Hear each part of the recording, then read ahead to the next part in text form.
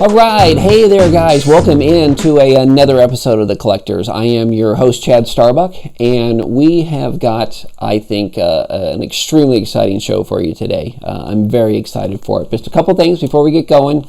Kind of as always, if you like today's episode, be sure and hit that like button right down below, and be sure and subscribe to the channel as well so you can catch all the episodes, and then share this out with your friends and family as well.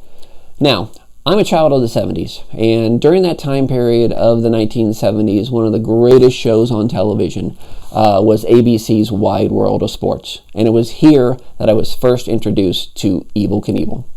Now, between about 1973 and 1976, Evel jumped about 6 or 7 times on Wide World of Sports, and I am most definitely sure that I probably watched just about every single one of them. And then afterwards, I would probably head right outside. I would get on my bike, I would set up my ramps out in my front yard, and I would make my own jumps, whether it was over the Snake River, whether it was at the Cow Palace, wherever it may be. Some of those were successful, and I'm sure some of those were not. I'm sure my mom can attest to that. But Evel Knievel was certainly an idol of mine during that time period. And today I am really excited because we have the opportunity to talk to Joe Pennington of the official Evel Knievel Museum in Topeka, Kansas. And Joe's going to be able to take us through the museum, give us a little bit of history on the museum, how the museum kind of came together, as well as kind of take us through the museum and show us some of the great artifacts that they have there at the official Evel Knievel Museum. Now let's go ahead and jump into our conversation with Joe Pennington. All right, Joe, hey, thank you so much for joining me on The Collectors today. I am so excited about today's episode. So thank you so much for being here. Yeah, it's a fun show, man. I really enjoyed watching would it be okay to call them quirky people?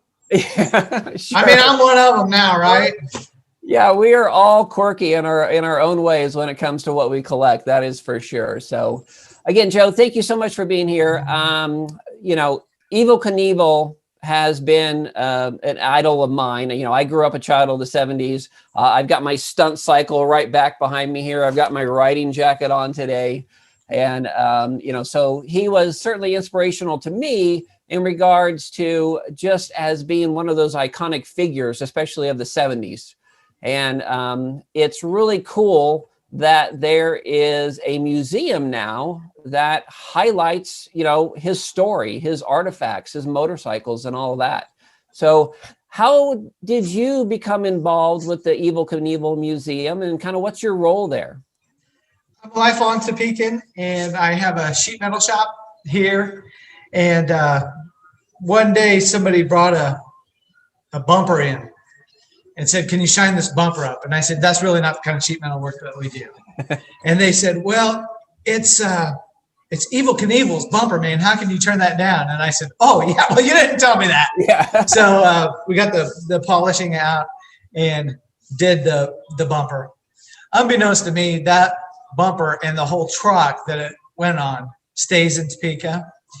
And when I followed up, on the invoicing side of it, met Mike Patterson at Historic Topeka Harley Davidson. Okay. And he said he's building an Evel Knievel museum. And I thought, wow, that's crazy stupid. Who wants to go to Evel Knievel museum? But the fact is I did. And it turns out thousands and thousands of people want to relive that experience that you and I had in the 1970s of fandom. So Mike hired me as a docent here, and I started to learn all I could about Evel Knievel, started reading books about Evel Knievel, and Evel Knievel is not who we thought he was, Chad. So anyways, that's how I started at the museum. Started here on a volunteer basis. We've been open for 3 years now. 3 years. Okay, yes. Cool. And the museum is in Topeka, Kansas. Like you, Topeka, is my hometown. So again, I think that's kind of a special thing for all of us to have something like that in Topeka, Kansas. So now you said the museum's been open for 3 years. Obviously, there was a period before that where there was all the planning of getting it together and the people involved in kind of bringing the museum together. That's right. Before it was a museum, it was a collection. Yep. So it was spearheaded by Lathan McKay, who was a skateboarder, filmmaker from Hollywood and then Austin. Yep. And so his first purchase was a set of Evel Knievel leathers and the magic hits. You know, you put this helmet on and it's like Frosty's magic powers and you just get sucked into Evel Knievel. So then he finds himself at pawn shops looking for Evel Knievel stuff, swap meets, and then eventually put in a whole lot more effort into it and digging through stories and going to auctions and meeting people along the way that would be able to hook him up with more Evel Knievel stuff. So that's how it started. He would load up his motorcycle, for example, a set of leathers, a helmet, and maybe some odds and ends, golf shirts or whatever belonged to Evel Knievel, take it around the country. Right. So he was beginning, he in the beginning, so obviously, you know, Evel Knievel from the Butte, Montana area. And I think I remember hearing from Lathan that, you know, he would kind of go to the Evel Knievel days up in Butte, and there wasn't necessarily a lot of Evel stuff there. And he was just like really surprised that there wasn't necessarily a definitive collection of Evel Knievel artifacts. Is that right? Yes, man. That Evel Knievel had a rough life. He had a huge life of stardom, and then a huge dive to the bottom of the canyon. Yeah. Metaphorically and realistically. And when he went broke, he lost, sold, hawked everything he had. So when we say it's a collection, it truly is a collection of Evel Knievel's collection. Right. Yeah. So a lot of those things were spread out throughout the country and probably throughout the world. And it took a lot of effort to get a lot of those things back together into one location. Yes. Now, you know, going back to your initial story of that bumper, right? That is kind of one of the things that kind of got the museum, in a sense, going in Topeka, Kansas, right? So you're there at Topeka Harley-Davidson, and obviously next to that, or literally attached to it, is the museum that was built. And one of the first pieces that kind of inspired all of this to come about was Evel Knievel's Mack truck, which was called Big Red, right? And, yes. and it was kind of the finding that Mack truck and restoring that kind of brought this all together. So somewhere along the way, and I'll share a video that I have with Lathan. He's not in town right now, but along his passion, his mission to collect all the Evel Knievel stuff, he finally ran across or found that truck that was all decayed. Didn't know where to have it restored. Historic Harley-Davidson of Topeka has a reputation for excellent restoration of motorcycles. One of Jerry Lee Lewis was one that we did. It was a top 10 seller at the Mecum auction of all time. Wow. And so through those connections, you know, one says, hey, I know this guy in Topeka that can do this. I know this guy in Topeka can do that. Somebody along the way told Lathan, Historic Harley-Davidson can restore that Mack truck. Wow. Okay. I've never seen a Mack truck before, but but yeah, if it's Evel Knievel's, we're going to do it. Once that truck got restored, it became part of this traveling museum. But man, that thing is way too big to be driving around the country, and it's way too nice to be driving around the country. So Mike Patterson, who restored the truck, along with 100 of us local contractors, said, well, why don't we build a museum around the truck? So the truck is in the museum. It's got conduit on it. It's got this much clearance. So that's the story of how the museum found a permanent home in Topeka. Well, that is, I mean, that's really cool. I think of how that was all brought together. And I think right now we'll go ahead and we'll catch up with that video, show that video, so kind of everybody can kind of see that story of the restoration. So let's go take a look. Hey, howdy, it's Joe Friday at the Evel Knievel Museum, and I am inside Big Red, which has got a great story behind it. lived in obscurity for a long time. Actually, there's a guy that really ought to tell you about that. Let's go find him. Happy landing. So, in the 1970s, Mack Truck donated this truck to Evel Knievel in exchange for sponsorship. And in his thank you card to Mack Truck, Evel Knievel wrote, "Thank you so much for the big red truck. It gets just as much attention from the ladies as the Maserati, but it can hold twice as many women." Let me show you the insides.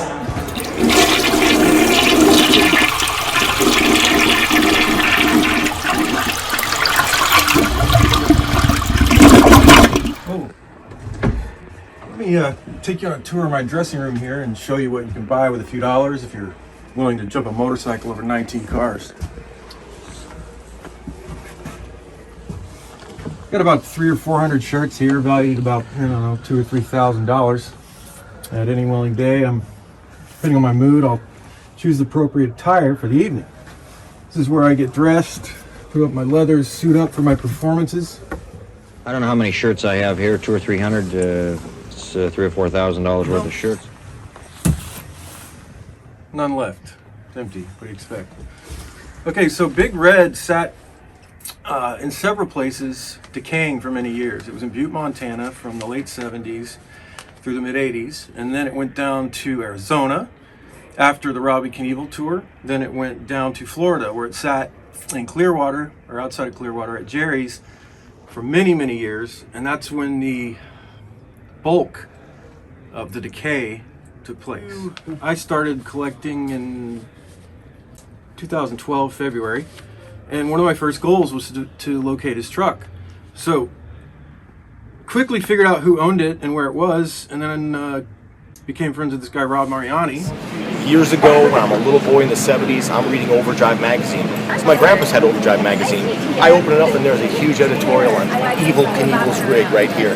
This truck, I'm almost out of my mind. I pull it out of the magazine. I put the pictures on my wall in my bedroom, and ever since that day, I'd watch for him on TV when he did his jumps, and I'd look for that truck, this Mack truck. And lo and behold, the Mack truck went away. His career went away, so did the truck. So Rob and I went after the truck, purchased it, and made a phone call to an ex-partner of mine, and was connected with Mike Patterson. That's how the truck ended up being restored in Topeka, is Mike took the baton with me and had the same passion. Now we find the truck in Clearwater. When Evel last lived in Clearwater, he had the truck there, never got it restored. Lathan McKay enters the scene. Lathan's got all of Evel Knievel's everything, his motorcycles, his helmets, his leathers. He knows basically everything there is to know about Evel Knievel. He and his team at Topeka Historic Harley Davidson, a guy named Mike Patterson, they restored this truck, every single bolt that's in this.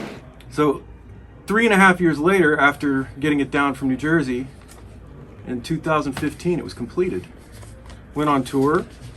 Well, after the tour was done with the truck, the plan was to start building the museum and have the truck as its main attraction. And this is where it sits today. The chassis, the motor's rebuilt. I mean, take a look at the side. It is absolutely 100% back, better than it ever looked. 100 local contractors banded together during the restoration and all did their own parts. The painting team was done by the dream team of Tex, Travis, and George, who was Evel Knievel's original painter.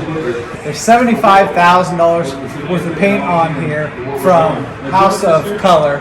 The original ramps that he used from Hollywood Daredevil days, 67 on, to Caesar's Palace until the ending of his career.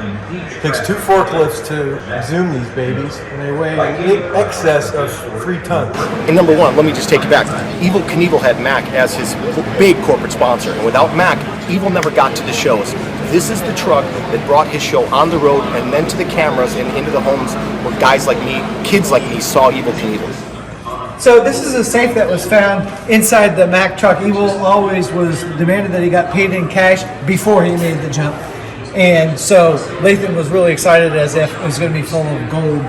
Unfortunately, when he opened it, there was nothing but Dust dust. and rust. So the truck became a centerpiece to the museum. which then housed a collection of all sorts of jewelry and clothing, jump attire. Also videos, notes, letters, contracts, and of course, motorcycles. Hope to see you all soon. Happy landings. All right, Joe, I think, that was a fantastic video kind of giving a little bit of the history of Big Red, as well as just Lathan's ability to kind of be able to go out and bring all of this stuff together. So I thought that was really cool. So thanks for putting that together. My pleasure. Now, so obviously you're in the museum right there, and obviously, Yes.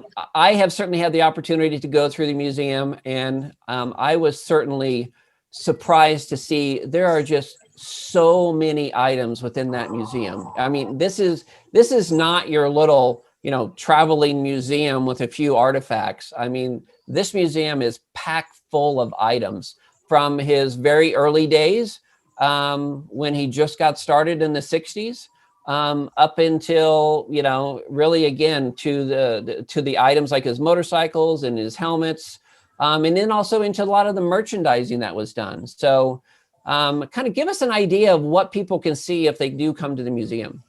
Well, you have a great memory, Chad. Yes, we have a lot of stuff. I would describe it as a motorcycle museum or a merchandising museum, but both of those things are here. We've got about a whole bunch of Evel Knievel motorcycles that he used in the 1960s and 70s to jump wheelies or to jump over cars, trucks, or ride under the Sonny and Cher show. That's Now, kind of now Evel, when it came to his motorcycles, he went from a different brand of motorcycle through his period of time when he was jumping, right? To where I believe he kind of, did he start out on a Norton or a Triumph, or what did he start out on? Do you remember? Started out on a Honda. On a Honda, okay. Yep. He was reinventing himself. Got chased out of Butte from a life of juvenile delinquency. Wanted to reinvent himself as a white hat. Got hooked up with Honda, which was new in the United States of America. Yep. And they advertised that you meet the nicest people on Honda, and that's what he wants to be, is the nicest people. So he moved to Spokane, Washington, and started the Honda dealership there, and then rode a Honda. And then rode a Honda when he was starting. But then he kind of went through motorcycles, and he ended up, in his later jumps, I think, being on a Harley Davidson. Is that right? Yes, you were right about the Norton. He was on that for a little bit. He did have a sponsorship from Triumph. The one that he jumped at Caesar's Palace was a Triumph. It was a Triumph. And it was borrowed from a local dealership. Yep. And so he was on a test ride during that jump. Yeah. The test ride didn't go very well. Yeah. And then American Eagle, which is made by Laverta. And then in 1972-ish, he hooked up with Harley Davidson, and Harley Davidson gave him a sponsorship. And, a lot of those bikes are at the museum. Is that right? Yes. We got Hondas. Yes. Yep. Whole bunch of those bikes at the museum.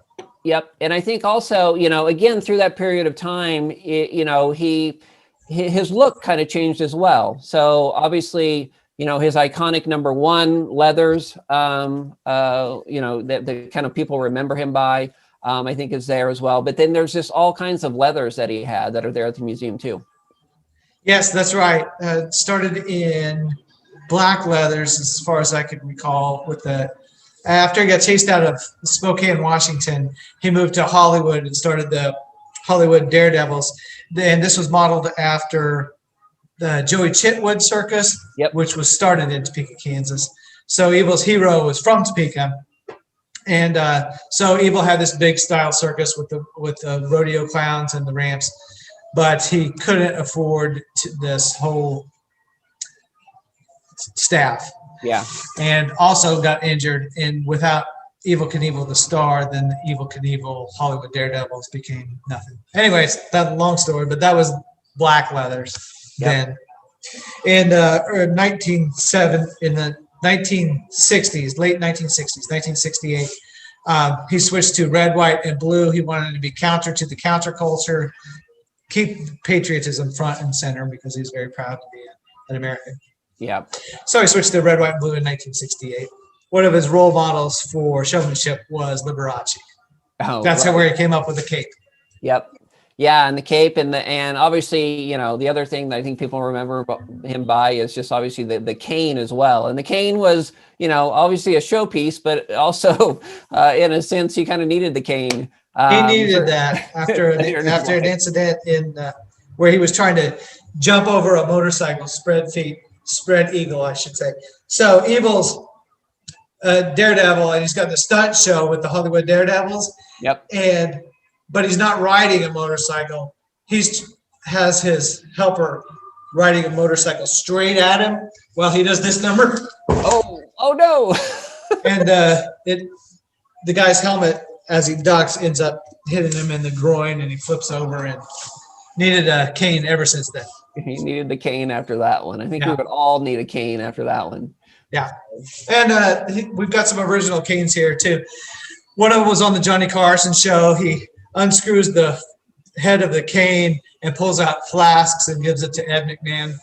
So again, throughout the museum, not only are the artifacts there, but it also just tells the story of Evel Knievel, again, from his early days to his later days. And I just kind of remember kind of, walking through it, it kind of goes through that timeline as well, right? And again, like I said, there are just all kinds of artifacts within the museum. From the posters, from the shows that he would market throughout the country, again, to his ramps that he would use to jump in. And again, we talked about Big Red, obviously being there as well. And I think can people walk through Big Red? No. Well, the answer is yes. It's not part of the regular admission, but it's part of a guided tour. So we don't just let people walk into the Big Red, but if you're with a tour guide, yep, you can go in, and it's just a security issue. Yeah, no, I just remember, and it's quite the sight to see with all the stuff there. So obviously, again, Evel Knievel was such an iconic person. You also started to get into some of the merchandising stuff associated with Evel. And a lot of that stuff is in the collection as well. So again, you've got pieces that are associated with Evel and his performing days, but then you've got all the stuff, and there are a lot of collectors that kind of solely concentrate on that, from collecting, from original stunt cycles, to boxes and all that. And I believe you've got just a lot of that stuff there too. Yep, I love your stunt cycle. Is that yours? The stunt cycle. So this is one of the new recreations. That was just come out in the last couple of years. I did have an original stunt cycle when I was a kid back in the 70s. I certainly, I ran that thing to death, that is for sure. But my kids just got this for me just this Christmas. Yes. Well, that was Evel Knievel's big moneymaker, more than ticket revenue or pay-per-views or doing the stunts or even sponsorships. He made a lot of money off that toy that's behind you. Yeah. And his other merchandising. Yeah, you're right. He had pinball machines and drapes and pillowcases and bicycles and tricycles and a whole lot of stuff. But his cash cow was that stunt cycle that's behind you. Yeah. In 1974, it actually outsold Barbie. Oh, wow. No, that's a big seller. That is for sure. It is. And it just symbolizes the danger of making a toy or sculpture or anything after a living person, because after 1974 his life unraveled. Yeah. But and Ideal Toy had a lot of money wrapped up in that project. Yeah. They changed it to Team America after Evel Knievel was arrested.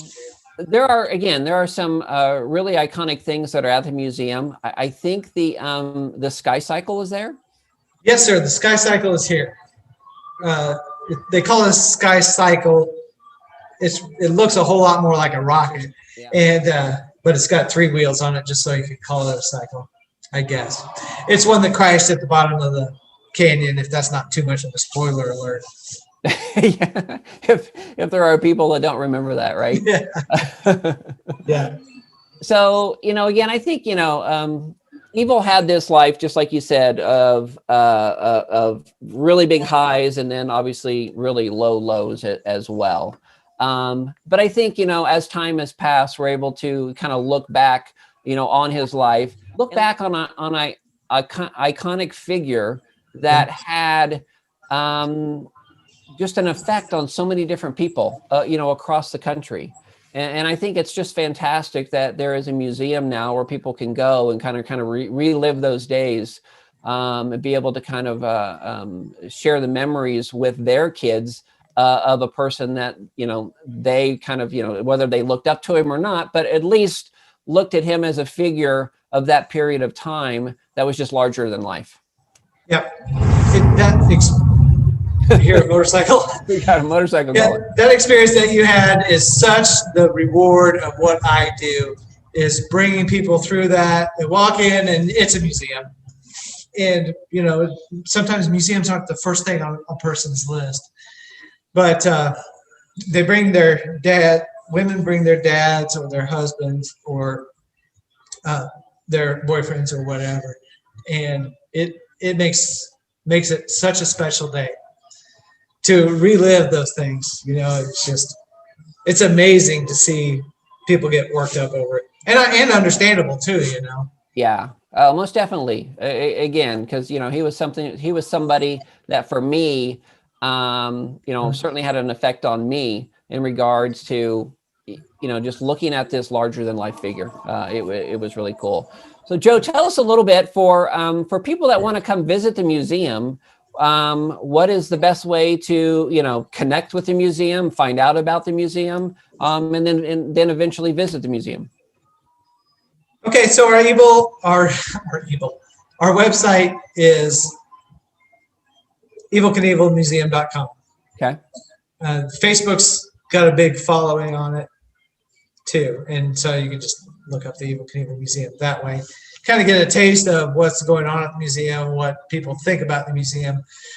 TripAdvisor, if you don't believe me, in Chad, check TripAdvisor. We're rated 5 stars. We're a top 10 attraction in the United States, according to USA Today. Wow. Won an award it went to Disney and collected it for a small budget museum. But to find us, just Google it. Yeah, just Google it. And again, if you're ever in Topeka, you guys are on Instagram as well as official Evil Knievel Museum. People can find you on Instagram. But it's just, it's just a great place to go. Again, when it comes to Topeka, I'm very proud that this museum is there. It's certainly a highlight of what people can do in Topeka. So again, everybody, if you get a chance, be sure and go and check it out and take a visit, and go find Joe, and he'll take you on a tour of the museum. So Joe, thank you so much for joining us on the show today and for kind of giving us an overview of the museum. It was a pleasure having you on. Thank you much, Chad. All righty. Take care. Well, there you go, guys. That was so cool. I certainly want to thank our guest today, Joe Pennington of the Evil Knievel Museum right there in Topeka, Kansas. Just being able to go through that museum when I was able to do that a few years ago, seeing all the great artifacts that are there, from the motorcycles to the helmets, to Big Red, was just a fantastic thing to be able to see. So if you guys ever get the opportunity to be in Topeka, Kansas, be sure and check out the Evil Knievel Museum. And again, thanks to Joe. And thanks to you guys as well. Thank you so much for watching. Thanks for joining me here. If you liked today's episode, be sure and hit that like button down below. Share this out with your friends and family, and then also be sure and subscribe so you can be sure and check out all the other episodes as well. And then join us next time as we travel the country in search of another unique collection and collector. Take care and keep collecting.